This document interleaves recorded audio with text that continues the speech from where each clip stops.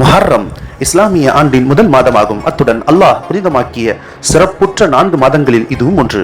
இன்று முஸ்லிம்களில் பலர் இந்த மாதத்தில் அல்லாஹும் அவனது தூதரும் போதிக்காத, நேர்வழிப்பட்ட சஹாபாக்கள் செய்யாத சடங்குகளை செய்கின்றனர். இந்த 10 நாளை துக்க நாளாக அனுசரிக்கின்றனர்.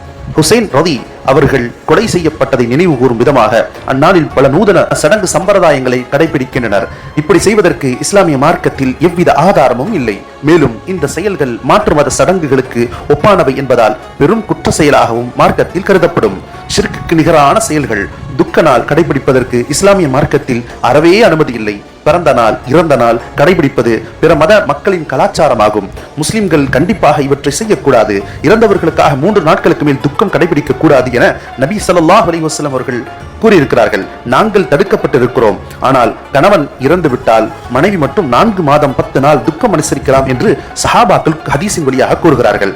இது தவிர தோற்ற தலைவிலே ஷியாக்கள் முஸ்லிம்களாக இருந்து கொண்டு மார்பில் அடித்துக் கொள்வது, கத்தியால் வெட்டிக் கொள்வது, தலையில் அடித்துக் கொள்வது, மிதிப்பது, மெழுகுவத்தி ஏந்துவது, இது போல விஷயங்கள் செய்தாலும் கூட இங்கே இருக்கக்கூடிய தமிழகத்திலே பரவலாக இருக்கக்கூடிய உருது முஸ்லிம்கள் பஞ்சா என்று கை வடிவத்தில் அலங்கரித்து வைப்பது, அதை புனிதமாக கருதுவது, அதற்கு வழிபாடுகள் செய்வது, உடலை கிழித்துக் கொள்வது, மார்பில் அடித்துக் கொள்வது, யா அலி ஹசேன் என்று கத்துவது, பஞ்சாவுடன் ஜோடிக்கப்பட்ட வீடு போன்று வீதிகளிலே இழுத்துக் கொண்டு உலா வருவது, இந்த 10 நாட்களில் கணவன் மனைவி பிரிந்து இருப்பது, 10வது நாளாக தீ மிதிப்பது, உடலை அலோகனப்படுத்திக் கொள்வது, விசேஷமாக அந்த நாளில் உணவு சமைத்து பரிமாறிக்கொள்வது, இவை போன்ற செயல்கள் முற்றிலும் இஸ்லாமியில் வெறுக்கப்பட்ட செயலாக, தடை செய்யப்பட்ட செயலாக இருக்கும்.